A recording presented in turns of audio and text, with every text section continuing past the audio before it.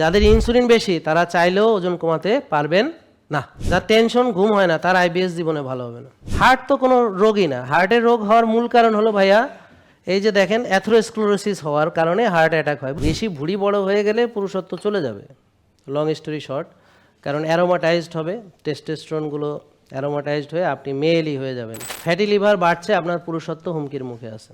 মেয়েদের নারীত্ব হুমকির মুখে আছে। মেয়ের বুকে লোম গজায়, পুরুষের লোম গজানোর কথা। মেয়ের দাড়ি মোছায়, পুরুষের দাড়ি মোছাবার কথা। 60-70টা রোগের কারণ হচ্ছে সীমা লঙ্ঘন। আল্লাহ তাআলা বলেছেন সীমা লঙ্ঘন করো না। তাহলে খাওয়ার সীমা লঙ্ঘন করলে আমরা বিপদে পড়ব। আসসালামু আলাইকুম, সবাই কেমন আছেন? আলহামদুলিল্লাহ। আল্লাহর দরবারে আমরা লাখো কোটি শুকরিয়া আদায় করি আলহামদুলিল্লাহ, যে তিনি আমাদেরকে সৃষ্টি করেছেন, পৃথিবীতে পাঠিয়েছেন, এবং আমরাও এই পৃথিবীতে কিছু দায়িত্বপ্রাপ্ত হয়েছি। তো আমাদের এই পৃথিবীতে পাঠানোর উদ্দেশ্য আসলে একটা পরীক্ষা আমাদেরকে দিতে হবে। তা এখন এই কথাগুলো বলার কারণ হলো যে আপনি যদি উদ্দেশ্য না বুঝেন, মানে আপনি পৃথিবীতে কেন প্রেরিত হয়েছেন বা আপনাকে কেন পাঠানো হয়েছে, তখন দেখা গেল আপনি হতাশা আপনাকে গ্রাস করবে, আপনি হতাশ হয়ে যাবেন। তা এখন যারা ভাবছে যে পৃথিবীতে আমি সফল হতে এসেছি, পৃথিবীতে এখন পৃথিবীতে কে সফল হয়? পৃথিবীতে আজকে মনে করছেন আপনি যে উনি দেশের প্রেসিডেন্ট, উনি সফল, তো কিছুদিন পর দেখবেন যে উনি দেশে নাই, দেশের বাইরে পালিয়ে গেছে, অথবা কেউ তাকে মেরে ফেলেছে, অথবা তাকে জেলে ভরেছে। তো তাহলে সেটা কি পৃথিবীর সফলতা হলো, স্থায়ী সফলতা হলো? তাহলে আপনারা আজকে যে মন খারাপ করছেন, আপনারা মানে ডিপ্রেসড হচ্ছেন, তার প্রধান কারণ হলো আপনারা একটা ভাবনা ভেবেছেন নিজেদের সম্পর্কে, যে আপনার একটা প্ল্যান ছিল, আমি অমুক হতে চেয়েছিলাম বা পৃথিবীতে এই হতে চেয়েছিলাম, এখন সেই অনুযায়ী হননি, হতে পারেননি, তাহলে আপনার মন খারাপ থাকবে, এটাই স্বাভাবিক। তো সেটার কারণে আপনি রোগী হতে পারেন। এটা কি বুঝতে কোনো অসুবিধা হচ্ছে? এরপর আমরা ধরেন রোগী হলাম, চিকিৎসা নিচ্ছি, কিন্তু রোগ ভালো হবে না কোনো দিন, এটা আমাকে শেখানো হলো। তো সেটাও আর একটা ডিপ্রেশনের কারণ, যে ভালো হবে না জীবনে, তো এই জিনিস করার কী লাভ? ভালো যেহেতু হবই না, আমি যদি ডায়াবেটিস ভালোই হবে না, তা শুধু শুধু তো চিকিৎসা করেও কী লাভ, বা না করেও কী লাভ, বা মেনেও কী লাভ, না মেনেও কী লাভ? তো এটা তো আমার ভাগ্যের পরিহাস, তা আমার এটা সারা জীবন বয়ে বেড়াতে হবে। বা আপনার প্রেশার হয়েছে, আপনার বলা হলো এ কোনো দিন ভালো হবে না, তো সেটা আর একটা হতাশ। তাহলে যেই যে জিনিসের কোনো সমাধান নাই, তাহলে সেটা নিয়ে মানুষ হতাশ হবে। তারপর তাহলে হতাশের একটা প্রধান কারণ হলো আশার সঙ্গে না মেলা, আশাহত হওয়া। হতাশা আসে আশাহত হলে। তা আপনার আশা ছিল আপনি কিছু একটা হবেন বা কিছু করবেন, মানে জীবন সম্পর্কে সবার একটা ধারণা থাকে, আশা থাকে, কিন্তু সেটা হলো না, তখন আপনারা হতাশায় নিমজ্জিত হবেন।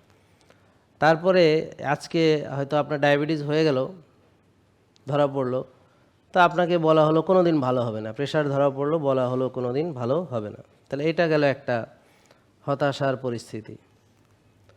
এরপর ভালো হচ্ছে না তো ঠিক আছে, কিন্তু দিন দিন আপনার স্বাস্থ্যের অবনতি হচ্ছে, ওষুধের উন্নতি হচ্ছে, রোগের উন্নতি হচ্ছে, কিন্তু স্বাস্থ্যের অবনতি হচ্ছে। তাহলে আপনি বুঝতেই পারছেন যে এটার গ্র্যাজুয়ালি আপনি ডিটেরিয়েট করছেন। তাহলে তার মানে ভবিষ্যৎ আপনার চিন্তা যে না, এটা ভবিষ্যতে কোনো আশা নেই, অন্ধকার, অমানিসা। তো তাহলে আপনার খুশি হওয়ার কোনো কারণ নেই, কারণ আপনি দিন দিন খারাপ হচ্ছেন। তাহলে সেটাও হতাশাজনক পরিস্থিতি, কারণ কোনো আশার আলো নেই।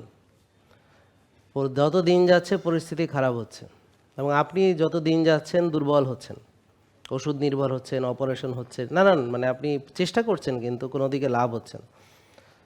তো তাহলে চেষ্টা করেও লাভ হচ্ছে না, তাহলে এটা হতাশ পরিস্থিতি, বুঝতে পারছেন নাকি? এরপর কেন যে আপনার রোগগুলো হলো সেটাও আপনি জানেন না। আমি যদি জানি যে এই কারণে হয়েছে তাহলে একটা কিছু করার আছে। তা এখন যদি কি কারণে হয়েছে এটা বলা হয়, তাহলে আপনি চেষ্টা করতে পারেন যে না, কারণগুলো যদি আমি দূর করতে পারি, বা যেমন ধরেন ব্যায়াম না করে হয়েছে, তাহলে আমি ব্যায়াম করলে এটা সমাধান হবে, বা রাত জেগে হয়েছে তাহলে আমি আর্লি ঘুমালে এটা সমাধান হবে। কিন্তু যদি বলা হয় এটা জিনে ধরছে, তাহলে এখন জিন বাপ মায়ের জিন, এখানে তো আমার কিছু করার নাই। আমার বাপ মার জিনে আমারে ধরছে, হ্যাঁ ডায়াবেটিস ছিল আমার হয়েছে, আর প্রেশার ছিল, এটা জিনের দোষ, বংশের দোষ, আমি এই ফ্যামিলিতে জন্ম নিছি, এটাই আমার অপরাধ। হ্যাঁ, এখানে আমার কিছু করণীয় নেই, তাহলে সেটা আরও হতাশাজনক ব্যাপার। ব্যাপারটা বুঝতে পারছেন? তাহলে আপনারা কি মানে জ্ঞানের ভিতরে সবাই বসবাস করতেছেন নাকি ধোকার ভিতরে বসবাস করতেছেন, এটা নিয়ে ভাবার সময় এসেছে। তা এখন আমি যে কথাগুলো বললাম এটা আপনাদের জীবনের সাথে মেলে কিনা দেখেন। আপনারা কি নিয়ে হতাশ? আপনাদের আজকে সবার চেহারা কালা করে বসে রয়েছেন, কারণ কি? হাসি নেই কেন?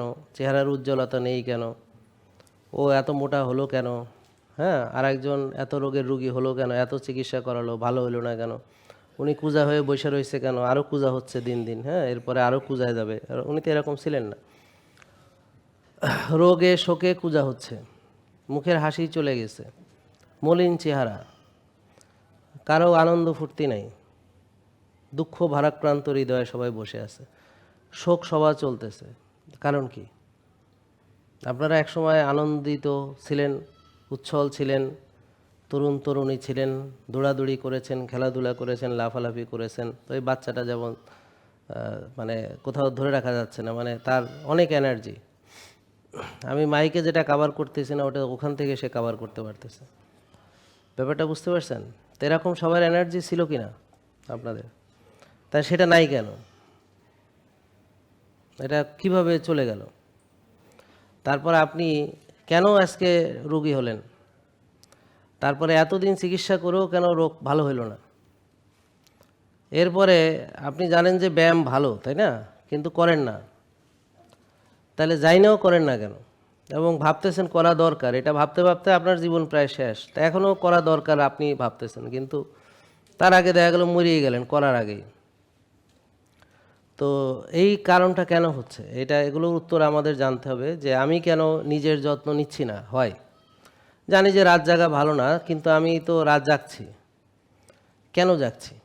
জানি যে আমি ওজন বেড়ে গেছে, আমার খাওয়া নিয়ন্ত্রণ করতে হবে, কিন্তু আমি খেয়েই যাচ্ছি, আমি মোটা হয়েই যাচ্ছি, কোনোভাবে নিয়ন্ত্রণ হচ্ছে না। কারণ কি? মানে কেউ তো আর রুগী হতে চায় না, চায় কি? চায়। আর ওজন বাড়লে তো তার কষ্ট লাগে। ভাই আপনার কত কেজি হয়েছে এখন? 119। তাহলে কষ্টের ব্যাপার, হাঁটা চলা চলাফেরায় অনেক কষ্ট লাগে। 119 কেজি, সে শয়ে 119 কেজি নিয়ে, সিঁড়ি দিয়ে ওঠে 119 কেজি নিয়ে, টয়লেটে বসে 119 কেজি নিয়ে, ঘুমায় 119 কেজি নিয়ে, হাঁটে 119 কেজি নিয়ে, টেনশন করে 119 কেজি নিয়ে, হাসেও 119 কেজি নিয়ে, কান্নাও করে 119 কেজি নিয়ে। তা এখন সে প্রতি সেকেন্ডে সেই ওজনটা অতিরিক্ত সে বহন করছে, সেকেন্ডে সেকেন্ডে তাকে এই ওজন নিয়েই চলতে হচ্ছে। এখন ও যদি চিন্তা করে যে আমার ওজনটা যদি এরকম কমে 70 কেজি হয়ে যায় তাহলে কতই না ভালো হতো নাকি? তো পাশে আর একজন আছে 70 না 50 কেজি, হ্যাঁ রুগী, হ্যাঁও মুখ মলিন, হ্যাঁ চিন্তা করতেছে আরে আমি যদি ওজনটা একটু বাড়াইতে পারতাম, দেখতে আমার কঙ্কাল লাগে, কতই না ভালো হইতো। তো সে শুকনা, কিন্তু সে ওজন বাড়াইলে মনে করছে ভালো হবে, আর ও ভাবতেছে ওজন কমাইলে ভালো হবে। আসলে দুজনই রুগী, দুজনই রুগী। ওদিন আসছে আমার কাছে 50 কেজি বা মাঝে মাঝে 48 কেজি থাকে, তার হার্টে অলরেডি রিং 3টা পরানো, প্রেশারের ওষুধ খাচ্ছে, লিভারে চর্বি সবই আছে। তাহলে এটা কারণ কি? এটাও তো খুঁজতে হবে আমাদের, এই জিনিসগুলো জানা দরকার কিনা। বেশি ভুঁড়ি বড় হয়ে গেলে পুরুষত্ব চলে যাবে, লং স্টোরি শর্ট, কারণ অ্যারোমাটাইজড হবে, টেস্টোস্টেরনগুলো অ্যারোমাটাইজড হয়ে আপনি মেয়েলি হয়ে যাবেন, পুরুষের মতো আর থাকবেন না, মেয়েদের মতো ব্রেস্ট হবে, এ থেকে বলে গাইনোকোমেশিয়া। এত বড় ভুঁড়ি হবে, দেখতে মনে হবে যে কয়েক মাস হয়েছে। যাই হোক, তা এখন এই হলো তার পরিণতি হবে। বুঝতে পারছেন? এবং তার হরমোন যেটা টেস্টোস্টেরন সেটা পরিবর্তিত হয়ে ইস্ট্রোজেনের পরিমাণ বেড়ে যাবে, তো সে আসলে ক্যারেক্টারিস্টিকলি মেয়ে হয়ে যাবে। বুঝেন নাই মনে হয়? তো অ্যারোমাটাইজেশন নিয়ে একটু পড়াশোনা করলে বুঝতে পারবেন যে হোয়াট ইজ অ্যারোমাটাইজেশন। অ্যারোমাটাইজেশন হলো টেস্টোস্টেরন কনভার্টেড হয়ে ইস্ট্রোজেন হয়ে যায়। তাহলে টেস্টোস্টেরন পুরুষের হরমোন, ইস্ট্রোজেন মেয়েলি হরমোন, ইস্ট্রাডিওল হয়। কেন হয়? এই অতিরিক্ত ভুঁড়ি হলে হয়। তো মেয়েরা, আপনারা যারা হাজবেন্ডকে বেশি করে খাওয়ান, কারণ নানি দাদিরা বলছে যে দেখো স্বামীর পেট কিন্তু মানে মন পেটের মধ্যে থাকে, হ্যাঁ, তুমি বেশি করে ভালো রাইন্দা খাওয়াবা, স্বামীর মন পেতে হলে এটাই করণীয়। যদি আজকালকার কথা না, এগুলো আগের কথা, কারণ আজকাল বউরে রাইন্দা খাওয়াইতে হয়। তো এগুলো ওয়াজ এখন না করলেও চলে, বউরে রাইন্দা খাওয়াইতে হয়। যাক, তাহলে এই ওয়াজ থাক নাকি? তো এখন কাউরে দোষ দিয়ে লাভ নাই, নিজের ভুঁড়ি বড় হলে আপনার পুরুষত্ব হুমকির মুখে আছে। অল্প ভুঁড়ির কথা বলিনি, বড় ভুঁড়ির কথা বলেছি। আমার কথা বুঝতে পারছেন? পুরুষত্ব হুমকির মুখে আছে। ফ্যাটি লিভার বাড়ছে, আপনার পুরুষত্ব হুমকির মুখে আছে। মেয়েদের নারীত্ব হুমকির মুখে আছে। পিসিওএস পিসিওডি, ইরেকটাইল ডিসফাংশন পুরুষদের, মেয়েদের পিসিওএস পিসিওডি। পুরুষদের ইডি আর মেয়েদের পিসিওডি। মেয়ের বুকে লোম গজায়, পুরুষের লোম গজানোর কথা। মেয়ের দাড়ি মোছায়, পুরুষের দাড়ি মোছাওয়ার কথা। মেয়ের মাথায় টাক পড়ে, পুরুষের মাথায় এভাবে টাক পড়ার কথা। মানে মেল লাইক বল্ডনেস, মানে পুরুষের মতো মাথায় টাক পড়ে, মানে মাঝখানে হেস্টিডিয়াম হয় আর কি। তো মেয়েদের তো এভাবে পড়ার কথা না। মানে টেস্টোস্টেরন বেড়ে যায় মেয়েদের, আর ওদিকে পুরুষের ভুঁড়ি বেড়ে যায় এবং ব্রেস্ট বেড়ে যায়, তো পুরুষ হয়ে যায় মেয়েদের মতো। একজন গর্ভবতী রমণীকে দেখতে যেমন লাগে ওর মতো হয়ে যায় পুরুষ। বুঝতে পারছেন? কারণ পুরুষের ইস্ট্রোজেন বেড়ে যায়। তো যখন এগুলো কেন ঘটে? ঘটে হচ্ছে পুরুষ যদি আল্লাহর আইন অমান্য করে খাওয়ার ব্যাপারে বেশি বেশি খায়, বারবার খায়, টেনশন করে, রাত জাগে, তাহলে সে মেয়ে মেয়ে হয়ে যায়। আর মেয়েরাও যদি একই কাজ করে সে পুরুষ পুরুষ হয়ে যায়। তার মানে সোজা কথা, আল্লাহর আইনকে যারা উল্টায়, আল্লাহ তাদের ক্যারেক্টার উল্টায় দেন। আর এরা যদি স্বামী স্ত্রী হয় এবং দুজনেই যদি রুগী হয়, তাহলে এদের বাচ্চাও হওয়ার কোনো সুযোগ নেই। আর অ্যাকচুয়ালি তারা ভাই বোনের মতোই সংসার করে। ওরা মানে এটুকু বললেই হয়ে যাবে, মানে আসল কোনো সম্পর্ক নেই, ভাই বোন এরা। কারণ এরও ক্ষমতা নাই, ওরও চাহিদা নাই, দুটো ভাই বোনের মতো আছে। তো এখন এই জন্যে বেশি ডিভোর্স হচ্ছে, প্রচুর ডিভোর্স হচ্ছে এই কারণে। আল্লাহ তাআলা বলেছেন সীমা লঙ্ঘন করো না। তাহলে খাওয়ার সীমা লঙ্ঘন করলে আমরা বিপদে পড়ব। ভুঁড়ির সীমা লঙ্ঘন হলে বিপদ হবে। কোষে অতিরিক্ত চর্বি জমা হলে, সেটা সীমা লঙ্ঘন হলে আমরা বিপদে পড়ব। লিভারে বেশি চর্বি জমা হলে আমরা বিপদে পড়ব। এগুলো বেশি, বেশি মানে সীমা লঙ্ঘন, সীমার বাইরে, সীমার বেশি। যতটুক খাওয়ার কথা তার চেয়ে বেশি খাইছি, যতটুকু ওজন হওয়ার কথা তার চেয়ে বেশি হয়েছে, যতটুকু ভুঁড়ি হওয়ার কথা তার চেয়ে অনেক বড় হয়েছে, লিভারে যতটুকু চর্বি থাকা নিরাপদ তার চেয়ে অনেক বেশি জমছে, রক্তনালীর ভিতরে অ্যাথেরোস্ক্লেরোসিস হয়ে রক্তনালীটা ব্লক হয়ে গেছে, সুগার 5-6 থাকলে ভালো, সুগার 22-23 হয়ে গেছে, ইনসুলিন 4-5 থাকলে ভালো, ইনসুলিন 26-28 হয়ে গেছে, হোমায়ের 1 থাকলে ভালো, হোমায়ের 8-10-12-14 হয়ে গেছে। এরকম যেই জিনিসগুলো সীমা আছে, প্রতিটা জিনিসের সীমা আছে। এই সীমার বাইরে যাওয়া মানে সীমাকে লঙ্ঘন করা, সীমা অতিরিক্ত। তো এই সীমা লঙ্ঘন আল্লাহ নিষেধ করেছেন, কারণ সীমা লঙ্ঘন করলে আমাদের জন্য ভালো না। কি কি ভালো না? 60-70টা রোগের কারণ হচ্ছে সীমা লঙ্ঘন। অতিরিক্ত চর্বি কোষে কি করে জমে এটা আমাদের জানা দরকার। আর কোষে ওভারলোড হয় কেন সেটা জানা দরকার, যেটা আমি সকালে বলছিলাম, বলবো। এই যে এতক্ষণ যে আলোচনা করলাম না, এগুলো হলো শয়তানের ফাঁদ, যে বারবার খাওয়ানো, বেশি বেশি খাওয়ানো, অলসতা, বিলাসিতা, অনিয়ম জীবনযাত্রা, অযথা টেনশন করা, নিজেই ভালো থাকবো এমন ভাবনা, পৃথিবীতে ভাবা। আমার কথা বুঝতে পারছেন? মানে পৃথিবী কিন্তু ভালো থাকার জায়গা না। দেখেন, আপনি সুখ খুঁজতেছেন, আপনার চেয়ে বড় অসুখী আর পৃথিবীতে কেউ হবে না, আমি লিখে দিব। যে পৃথিবীতে সুখ খুঁজে, কেন? কারণ আছে। কারণ আমার প্রিয় নবী হযরত মুহাম্মদ সাল্লাল্লাহু আলাইহি ওয়াসাল্লামকে আল্লাহ কি পরিমাণ পরীক্ষার ভিতর দিয়ে নিয়েছেন। তো তিনি ছিলেন সবচেয়ে প্রিয় তার কাছে, তার মর্যাদা নিয়ে আমরা কথা বলেছি। এবং কিয়ামতের ময়দানে একমাত্র শাফায়াতকারী তিনি, এবং একটা দোয়া যেটা তাকে শেখাবেন আল্লাহ, এখনো শেখাননি। তাহলে আমাদের করণীয় যে কটা দোয়া আমরা শিখেছি সেগুলোর উপরে আমল করা। তাহলে রব্বানা আতিনা ফিদ দুনিয়া হাসানা দোয়ার মধ্যে দুনিয়ার হাসানার কথা আছে, অফিল আখেরাতে হাসানা আখেরাতের হাসানার কথা আছে, এবং অকিনা আযাবান্না সেটাও আছে। দেখেন তাইলে দুনিয়ার হাসানা একটা লোক যে রুগী হয়ে গেছে সে কি করে পাবে? পাবে কি?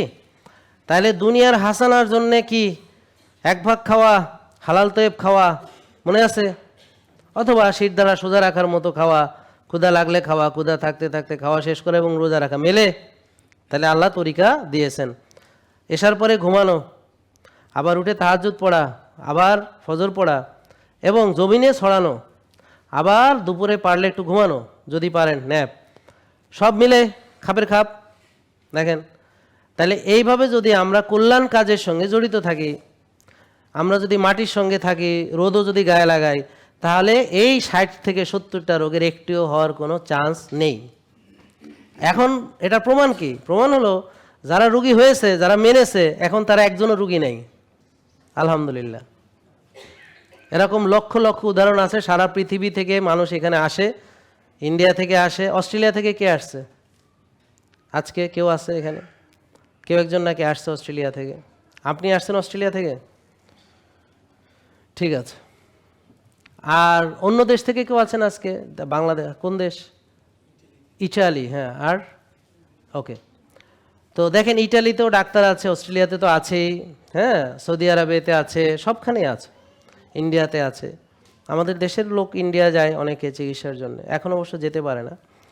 তবে আমাদের যদি ফলো করেন ইনশাল্লাহ আপনি নিজেই নিজের ভালো থাকার জন্যে যতটুকু জ্ঞান দরকার এটা আপনি শিখে যদি সেইটার আমল আপনি করেন, ইনশাল্লাহ আপনি শুধু নিজে না, আপনার পরিবার, আপনার বন্ধু, মানে যাদেরকে আপনি জিনিসটা শেয়ার করবেন, আপনার আশেপাশে যারা আছে, এই আলোতে সবাই আলোকিত হতে পারবে। সংক্ষেপে 1 মিনিট। আমার লিভারের সমস্যা 2020 সালে ধরা খাইছে। তো আমি ঢাকাতে যদি লিভারের 10টা ডাক্তার থাকে, তার চেয়ে মনে হয় 3টা ডাক্তার দেখাইছি আলাদা দিলে, ল্যাবেডে, বিআরবিতে। তো দেখানোর পরে আমি 23 সালে লাস্টে, 24 সালে ফার্স্টে ওমানে আবার গেছি।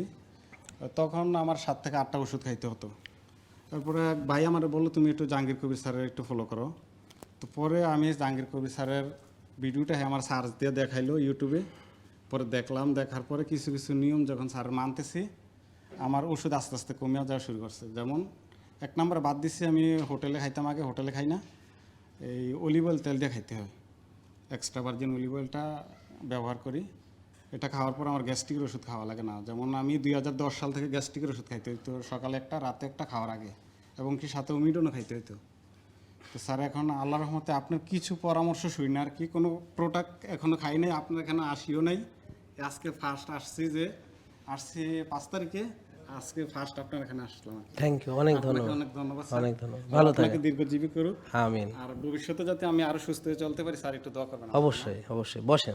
টেস্ট কিছু অনেকগুলো দিয়েছি, এগুলো রিপোর্ট বসেন। হ্যাঁ, ফ্যাটি লিভার নিয়ে খুব সংক্ষেপে দেখেন, লিভারে চর্বি জমেছে কেন বুঝতে পারছেন? নষ্ট খাওয়া, বারবার খাওয়া, বেশি খাওয়া, ব্যায়াম না করা, টেনশন করা, রাত জাগা, ব্যাপারটা বুঝতে পারছেন? তো লিভার খালি হওয়ার জন্য কি কি লাগবে? প্রথমে তাকে একটা শিখতে হবে যে দেখেন, লিভার ক্লিন করতে হলে চর্বি গলাতে হবে, কারণ লিভারে জমেছে চর্বি। আর এই যে কোষ, এটা খালি করতে হলে চর্বি গলাতে হবে, কারণ কোষে জমেছে চর্বি। ভুঁড়ি কমাতে হলে চর্বি গলাতে হবে, কারণ ভুঁড়িতে জমেছে চর্বি। তাহলে কোষ খালি করতে হলে, লিভার খালি করতে হলে তাহলে কি করতে হবে? দেখেন, ইনসুলিন কমাতে হবে, কারণ ইনসুলিন, এই দেখেন ইনসুলিন, হ্যাঁ, ও চর্বি জমায় আর চর্বি ভাঙতে দেয় না। তো যাদের ইনসুলিন বেশি তারা চাইলেও ওজন কমাতে পারবেন না, এই কথাটা মাথায় ঢুকান। তাহলে এইটা খুবই গুরুত্বপূর্ণ শিক্ষা। তাহলে সবাইকে, যাদের দেখবেন অনেক ওজন বেশি, ওদের বলবেন তুমি ওজন কমাতে চাও, তুমি ইনসুলিনটা মেপে দেখো, তোমার ইনসুলিন হয়তো বেশি আছে, 4-5 থাকলে ভালো। যদি তোমার ইনসুলিন বেশি থাকে তুমি ইনসুলিন কমাও, তোমার ওজন এমনিতেই কমে যাবে, একদম নিশ্চিন্ত থাকো। বলে কিভাবে কমাবো ইনসুলিন? তো দেখো কত আছে, তো দেখলো 22 আছে, কমাবো কি করে? সোজা, ভাত খেলে, রুটি খেলে, ফল খেলে, দুধ খেলে, চিনি খেলে, মিষ্টি খেলে ইনসুলিন বাড়ে। কিছু দিনের জন্য এটা বন্ধ রাখতে হবে, আবার খেতে পারবে, ভয় নেই। হ্যাঁ, তারপরে রোজা রাখবেন, ব্যায়াম করবেন, আর্লি ঘুমাবেন, ভোরে উঠবেন, শেষ। এতই সোজা। আর খাওয়া কমাইতে হবে, বেশি খেলে তো বাড়বে। আপনি রোজা রাখলেন, ইফতারিতে আপনি মানে ফাটায় ফেললেন, ওটা করে তো ভাই সেই স্বেচ্ছাচারিতা। আপনি কিছু বললে আসেন, চলে আসেন, হ্যাঁ, কাম কাম হেয়ার, বসেন। তাইলে আমি বলে দিচ্ছি, আইবিএস আসলে ওনার মাথায়, উনি টেনশনে শেষ। যার টেনশন ঘুম হয় না তার আইবিএস জীবনে ভালো হবে না। যে নিজের মন ভালো করতে জানে না, শুধু মন খারাপ করতে জানে, তার আইবিএস জীবনে ভালো হবে না। যে তার নেগেটিভ চিন্তাকে সরিয়ে পজিটিভ চিন্তা আনতে পারে না, ওর জীবনে আইবিএস ভালো হবে না। আমার কথা বুঝতে পারছেন? যে নিজের পরিস্থিতির জন্যে সব কিছুকে দায়ী করে, সারাউন্ডিংস, তার অমুক তমক, সে কোনোদিন ভালো হবে না। ওটা তো পরে, আগে হলো শোনো ভাই, তোমার আমার ওয়াজ করতে আসিনি, ওর ওয়াজ আমারে ওরে করতে আসে। এটা সবার ওয়াজ না, ওর ওয়াজ ওরে করতেছি, যা সে পারবে না। আমার কথা বুঝতে পারছেন? হ্যাঁ, আসেন। হ্যাঁ, তাইলে আইবিএস এর জন্য আমার যে কয়টা ভিডিও আপনি দেখেছেন বোন, বলেন যে একটাও না। আচ্ছা, তাইলে আইসা আমাকে 3টা পরামর্শ দিতে পারবেন আইবিএস রোগীর জন্য, ভিডিও থেকে শিখেছেন আপনি 3টা জিনিস বলতে পারবেন? গুড। একটা শ্বাসের ব্যায়াম করতে বলছে, মোট কয়টা শ্বাসের ব্যায়াম আছে আমাদের বলতে পারবেন? ওটা পুরান, এখন কয়টা? 8টা। তাহলে 8টা শ্বাসের ব্যায়াম, ভেরি গুড, করেন। তারপরে আর্লি ঘুমাতে হবে, হ্যাঁ, তাহলে ঘুমের জন্য যত পরামর্শ আছে, গুড। তাহলে এই 3টা আপনি বলতে পারছেন, ধন্যবাদ। এইরকম কয়েকশো পরামর্শ আছে আইবিএস এর ব্যাপারে, আজকে এখানে দাঁড়ায় সব বলতে পারবো না। কিন্তু আপনার কয়টা ভিডিও আপনি দেখেছেন? আমার ইউটিউবে ভিডিওর সংখ্যা বলতে পারবেন আপনি? 3500, আরও বেশি, ঠিক আছে? তাহলে আপনি দেখতে থাকুন। আর আজকে যেহেতু চলেই এসেছেন, আমরা তো আপনার দায়িত্ব নিয়েই নিব, আপনার আর চিন্তা করতে হবে না। আপনার কোনো সমস্যা আছে বলে এখনই ভুলে যান, সব সমস্যা এখন আমাদের। আমরা ইনশাল্লাহ হাটের বসতেছে বলা, আপনার দায়িত্ব আমরা নিছি। আপনাকে যা বলা হবে আপনি করবেন, বাকি আমাদের দায়িত্ব। ভালো আপনি হবেন ইনশাল্লাহ। হার্ট তো কোনো রোগই না। হার্টের রোগ হওয়ার মূল কারণ হলো ভাইয়া, এই যে দেখেন, অ্যাথেরোস্ক্লেরোসিস হওয়ার কারণে হার্ট অ্যাটাক হয়, বুঝছেন? অ্যাথেরোস্ক্লেরোসিসের বাংলা মানে হলো হার্টে ব্লক হওয়া, মানে রক্তনালীতে ব্লক হওয়া অ্যাকচুয়ালি, হ্যাঁ। তাহলে ব্লক কেন হয়? স্ট্রেসে, টেনশনে, দুশ্চিন্তায়, নষ্ট খেয়ে, বেশি খেয়ে, বারবার খেয়ে, অলসতা করে, বিলাসিতা করে। তো কারণ তো এতক্ষণ কইলাম, এই কারণে হার্ট অ্যাটাক হয়। তাহলে চিকিৎসা কি টেনশন বেশি করে করা? না, চিকিৎসা সব একই, যে আপনার ইনসুলিন কমানো, ভিটামিন ডি বাড়ানো, বুঝতে পারছেন? রোজা রাখা, ব্যায়াম করা, কায়িক শ্রম করা অথবা ব্যায়াম করা। এবং হার্টের রোগী ব্যায়াম করার সময় একটু সাবধান, কারণ বেশি হার্টে চাপ দিলে পরে ফাটাস, হ্যাঁ, এই জন্যে সাবধান। ওটা আমরা আপনাকে বলে দিব, ঠিক আছে? আর হলো ওই আপনারও শ্বাসের ব্যায়াম লাগবে, 8 ঘন্টা ঘুম লাগবে, বরফ থেরাপি লাগবে, বোনের যেমন কফি এনামা লাগবে, ব্যাপারটা বুঝছেন? দেখেন, সব রোগের চিকিৎসা হলো নিয়ম, আর হলো 80% দায়ী হলো খাবার। এই রিপোর্টগুলো সবার নিব, নেওয়ার পরে এই রিপোর্টগুলো আমরা যদি ঠিক করে ফেলতে পারি, আর কোনো রোগ মানে যেগুলো অভ্যাসের কারণে হয় বা মানে অনিয়ম জীবন যায়, সেগুলো একটাও আর থাকে না। দেখেন, বোঝেন কিনা, বুঝছেন? যেমন ধরেন, লিভারে চর্বি থাকবে না যদি হোমায়ের 1 হয়, লিভারে চর্বি থাকবে না। ভিটামিন ডি যদি ভালো থাকে, তার ইমিউন সিস্টেম ভালো থাকবে। আর যদি তার সব কিছু ব্যালেন্সে থাকে, তো প্রোস্টেটটা এনলার্জ হবে কিসের কারণে, কিসের প্রভাবে? তার তো টেস্টোস্টেরন নর্মাল, তার তো insulin like growth factor normal, তার তো ইনসুলিন নর্মাল। তা কোন জিনিস তার প্রোস্টেট বড় বানাবে? কে তাকে প্রোস্টেটকে বড় হইতে নির্দেশ দিবে? কে? এটা হলো insulin like growth factor, insulin itself. তো তার ইনসুলিন কত সে তো জানে না, সে তো প্রোস্টেটের চিকিৎসা করাচ্ছে, প্রোস্টেটের ডাক্তার দেখাইছে, ডাক্তার নিজেও অপারেশন করছে, হেডটাও করাইবো কয়েকদিন পরে, ডাক্তারেরও প্রোস্টেট নেই, হেডটাও থাকবো না। তো হ্যাঁ, কি ভালো হওয়ার জন্য তার যে হোমায়ার কত জানেনি, ইনসুলিন লেভেল কি জানে কিনা? কথা বুঝতে পারছেন? জানে না তো। তাইলে প্রোস্টেট কেন এনলার্জ হয়, সেটার মূল কারণ কি সেটা জানতে হবে আগে। বুঝেন নাই কথা? জরাইতে টিউমার কেন হয়, ফাইব্রয়েড হচ্ছে কেন, কি কারণে, সিস্ট হচ্ছে কেন, জানতে হবে না? তো সে কি এই সিস্ট নিয়ে জন্ম নিছিল? না। তাহলে যেহেতু জন্ম নেয় নাই, যেহেতু হয়েছে, তার মানে তার শরীরের ভিতরে হয় সিআরপি বেশি, ইনসুলিন লাইক গ্রোথ ফ্যাক্টর বেশি, বা ইনসুলিন বেশি, ব্যাপারটা বুঝছেন? বা ভিটামিন ডি কম, বা তার হোমায়ার বেশি। তো এগুলোর কারণে এটা হয়েছে। এগুলোর কারণে 60 ধরনের 70 ধরনের রোগ হয়, যেগুলো বলা হয় ওষুধ চলবে। তো যে রোগেই বলবো ওষুধ চলবে, মনে রাখবেন সেটার আশা করি একটা উপায় আছে, তবে সেটা ওষুধ না, অন্য কিছু। জেকে লাইফস্টাইল, ওষুধ মুক্ত সুস্থ জীবন।